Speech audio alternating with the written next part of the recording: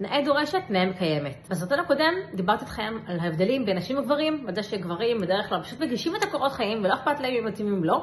לעומת זאת נשים, אם הם לא 100% מתאימות לקריטריונים של התפקיד, של המשרה, הם לא יגישו במחשבה של אם זה לא מושלם, אז אני לא עושה את זה. זה מאוד הזכיר לי אותי ואת העסק שלי. אני עצמאית בתחום של פיתוח קריירה, ומההתחלה היה לי חשוב מאוד שיכירו אותי, שיראו אותי. ככה גם אנשים הגיעו אליי, נכון? זו המטרה. אז הבנתי את הכוח שיש לי סרטונים, ואמרתי, יאללה, אני אקפוץ למים, ואני פשוט מתחילה לסרטונים. דיברתי ברור ולא מהר מדי, כנראה שזה מספיק טוב, ואני פשוט מפיצה אותו. לא חתרתי אף פעם שהסרטונים שלי יהיו מושלמים, כי אם הייתי עושה את זה, לא הייתי מעלה אפילו סרטון אחד, לא הייתי מכירים אותי.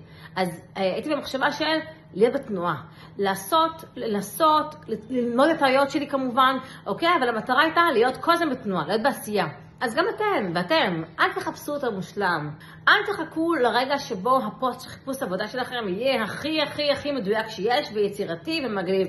לא, יש לכם נוסח כתוב של פוסט, תפיצו אותו, תפרסמו אותו. זה הרבה יותר יקדם אתכם מאשר לא לעשות שום דבר. נכון? הידיעה של אוקיי, הפוסט הזה הוא לא מושלם, אבל הוא 70%, הוא מעביר את המסר, וזה מספיק טוב. העיקר, תהיו בתנועה, תהיו בעשייה. כי כשאנחנו בעשייה, דברים טובים קורים לנו. אוקיי, תהיו פתוחים להזדמנויות ותראו איך לאט לאט דברים חוזרים אליכם. בהצלחה.